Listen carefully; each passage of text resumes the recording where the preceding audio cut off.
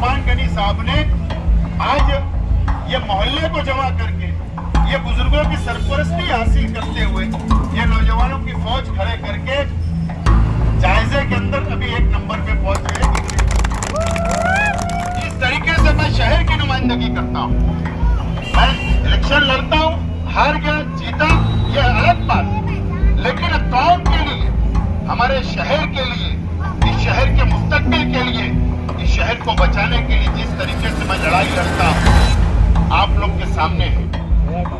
मैं आपको यकीन दिलाता हूँ कि जिस तरीके से नफरत की राजनीति शुरू करने की साजिश रची गई उसको नाकाम अगर कोई बना सकता है तो हम लोग मिलकर हम बना सकते हैं और फिरका परस्त ताकतों को मुकाबला हम लोग कर सकते हैं।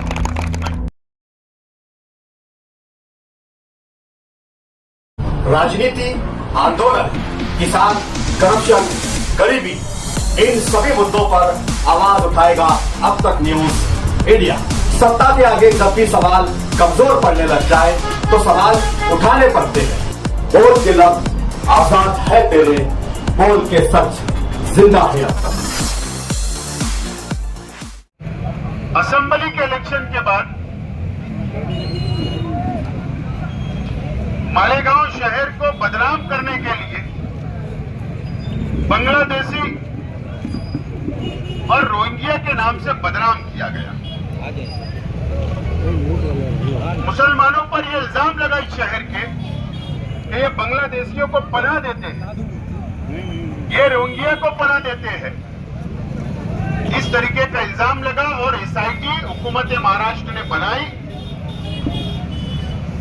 और 3500 से ज्यादा शहर की आवाम को एसआईटी बनने के बाद जिन लोगों ने जन्म दाखिले के लिए एप्लीकेशन किया था, अरीजा किया था, उन लोगों को नोटिस मिली, नोटिस का जवाब दिया गया, कई लोग जेल गए, कई लोगों को नोटिस देकर छोड़ दिया गया।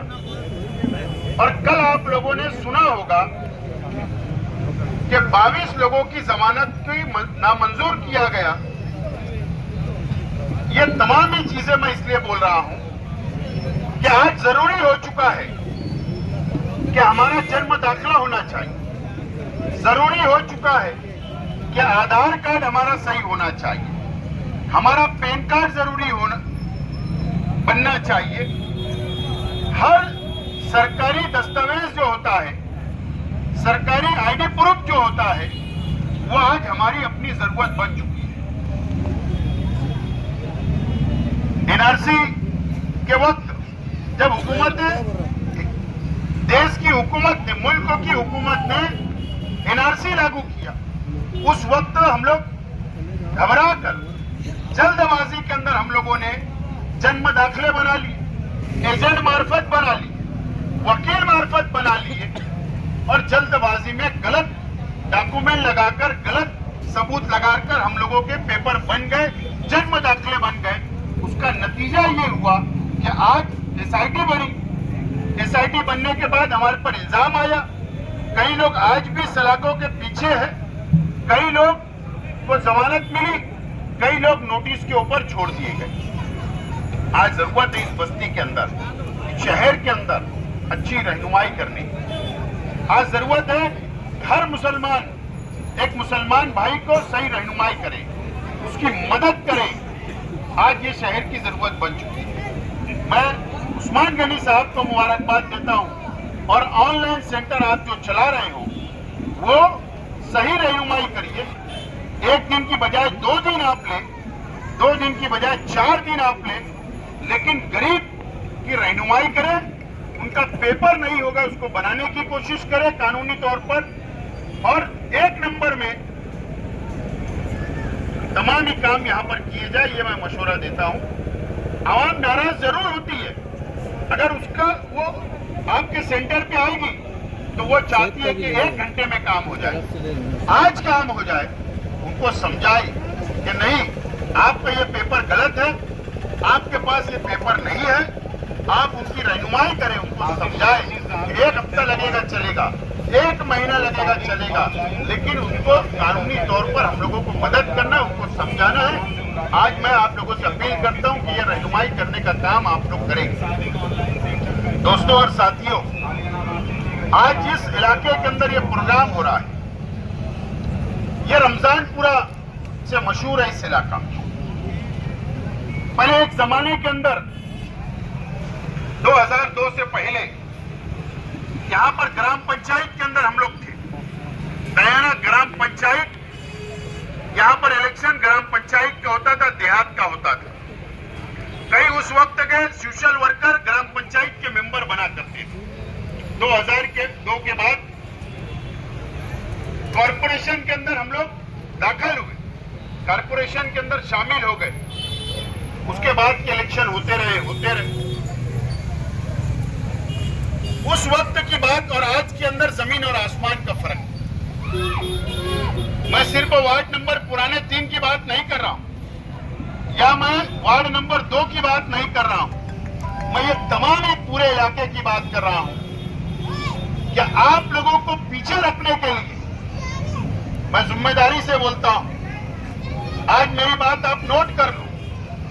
पीर के दिन शाम तक आपको पता चलेगा इस रमजानपुरा, इस दयाने के लोगों को,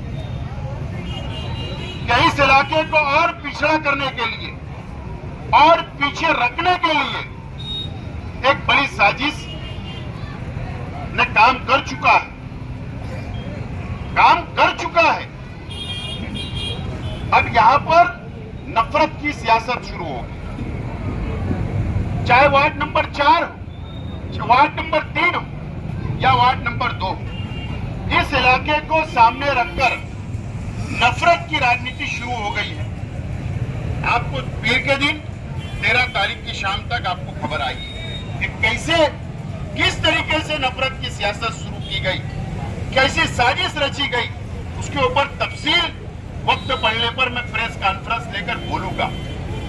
लेकिन आज मैं इस इलाके की आवाम से यह अपील करता हूं कि आप लोगों को फैसला बहुत सोच समझ कर लेना होगा, बहुत सोच समझ कर लेना होगा। सियासी तौर पर आपकी सरपरस्ती करने वाले इस इलाके के लोग नहीं होंगे, यहाँ के लीडरान नहीं होंगे। अगर आपको भ्रम होगा तो भ्रम आपने आज निकाल लेना चाहिए। जिस तरीके से मैं शहर की नुमाइंदगी करता हूं, मैं इलेक्शन लड़ता हूं, हार गया जीता, यह अलग बात है, लेकिन कौम के लिए, हमारे शहर के लिए, इस शहर के मुस्तकबिल के लिए, इस शहर को बचाने के लिए जिस तरीके से मैं लड़ाई लड़ता हूं, आप लोग के सामने है। और मेरी अपनी कोशिश है आपसे अपील करने के लिए, इलेक्शन आएगा जब मैं आऊंगा, लेकिन इस मर्तबा बिल्कुल आपको कोई गलती नहीं करते हुए आप ये तय करोगे, वार्ड नंबर 3 ये तय करेगा, वार्ड नंबर 2 तय करेगा कि आने वाला म्युनिसिपल कॉर्पोरेशन के ऊपर मेयर किसका होगा। हम इलेक्शन के वक्त आएंगे, हम लोग उम्मीदवार खड़ा करेंगे, आपसे वोट मांगने जरूर आएंगे। और जब वोट मांगने आएंगे, आप ये पूरा इलाका रमजानपुरे की तमाम सीटें हमारी पार्टी की चुनकर लाइए।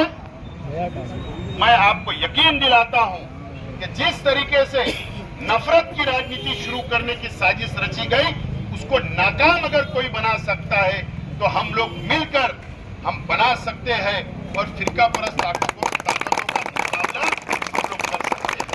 मैं ढके छुपे अंदाज में आज बोल रहा हूं, क्योंकि मुझको 13 तारीख के बाद बोलना है, 13 तारीख के बाद मुझको बोलना है। मेरे दोस्त ने कहा कि उस्मान गनी ने सियासत में कदम रखा, सच बात है। निसार चच्चा और इनके परिवार का और मेरे वालिद और मेरे परिवार का संबंध ताल्लुक सियासी नहीं है। शेख रशीद साहब की हयाती तक निसार चच्चा रोजाना ऑफिस पर आकर शेख रशीद साहब के पास बैठा करते थे, एक दोस्ती माहौल में एक दूसरे से बातें किया करते थे, एक दूसरे के सुख दुख के अंदर शामिल हुआ करते थे। ये हमारा अपना रिश्ता है, सियासी रिश्ता नहीं है। उस्मान गनी मेरे पास आया और मुझसे कहा कि मैं ख्वाहिशमंद हूं, मैं वार्ड नंबर 3 से ख्वाहिशमंद हूं, मैं इलेक्शन लड़ना चाहता हूं। मैंने कहा जाओ आप जायजा लो, आप मुझको पता नहीं था जब तक कि यहाँ पर मिठाई की दुकान है, यहाँ पर चिकन की दुकान है, यहाँ पर होटल है, ये मुझे उस वक्त पता नहीं था। लेकिन उसने बताया कि मेरी मिठाई की दुकान है, दूध डेयरी है और मेरा अच्छा ताल्लुक बन चुका है। मैंने कहा ठीक है, आप जायजा लो। जायजा लेने के बाद आपके ताल्लुक से मैं खुद सर्वे कराऊंगा और अभी भी सर्वे चल रहा है, कई उम्मीदवार और है। मैं यहाँ कुछ बोलूंगा, दूसरी बात होती है जिम्मेदारी से बोलना पड़ता है। तो हमारा, मैं जायजा ले रहा हूँ हर उम्मीदवार का, लेकिन उस्मान गनी साहब ने आज ये मोहल्ले को जमा करके, ये बुजुर्गों की सरपरस्ती हासिल करते हुए, ये नौजवानों की फौज खड़े करके जायजे के अंदर अभी एक नंबर पे पहुंच गए।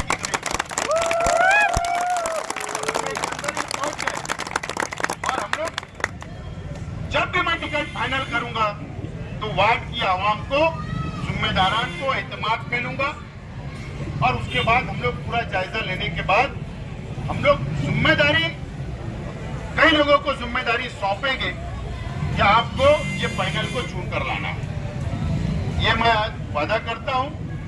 मुझे बोलने के लिए थोड़ा बंधन है, मैं संभल के मुझको बोलना पड़ता है इलेक्शन के ताल्लुक से, टिकट के ताल्लुक से। और अगर मैं आज किसी का ऐलान कर दूंगा तो जो पार्टी का उसूल बना है वो उसूल टूट जाएगा। क्योंकि मैंने 4 दिन पहले इंटरव्यू जाबिर शाह साहब को दिया कि कोई अपने तौर पर फाइनल ना बनाए, पार्टी पार्लियामेंट्री बोर्ड बैठेगा, कमेटी बैठेगी और वो तय करेगी। बने रहना पड़ता है, उस हिसाब से मुझको चलना पड़ता है। लेकिन आप एक बात समझ लो, ये शहर को फिरका परस्तों की नजर लग चुकी है और उसकी लड़ाई मजबूती के साथ कानूनी तौर पर कौन लड़ सकता है, आज आप लोग आंख से देख रहे हैं। मालेगांव सेंट्रल असेंबली के जो मेरे मुखालिफ जो भी सियासी पार्टियां हैं, जो भी सियासी पार्टियां हैं,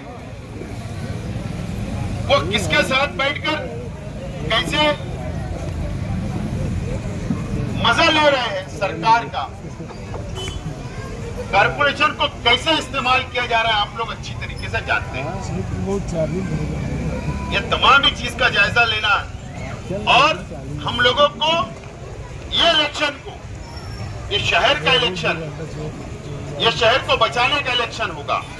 ये मस्जिद और मीनारों के शहर के ऊपर जो नजर है फिरका परस्तों की, उनको जवाब देने का इलेक्शन होगा।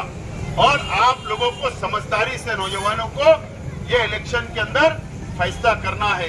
और खुसूसी तौर पर ये रमजानपुरा इलाके को, मालदा शिवार हो, दरे गांव हो, जहां जहां भी ग्राम पंचायत के अंदर मुस्लिम आबादी थी, आप लोगों को सही मानों में फैसला लेकर आपको मेयर कौन सी पार्टी का बैठना चाहिए, ये फैसला आने वाले दिनों में आपको लेना है। मैं ज्यादा वक्त नहीं लेते हुए फिर एक मर्तबा उस्मान गनी, उनके निसार चचा, उनके तमाम ही परिवार का, दोस्तों का मैं शुक्रिया अदा करता हूं और मुबारकबाद पेश करता हूं कि आज सादिक ऑनलाइन सेंटर का इब्तिदा अमल में आएगा। और मेरी बात को मैं खत्म करता हूं। शुक्रिया।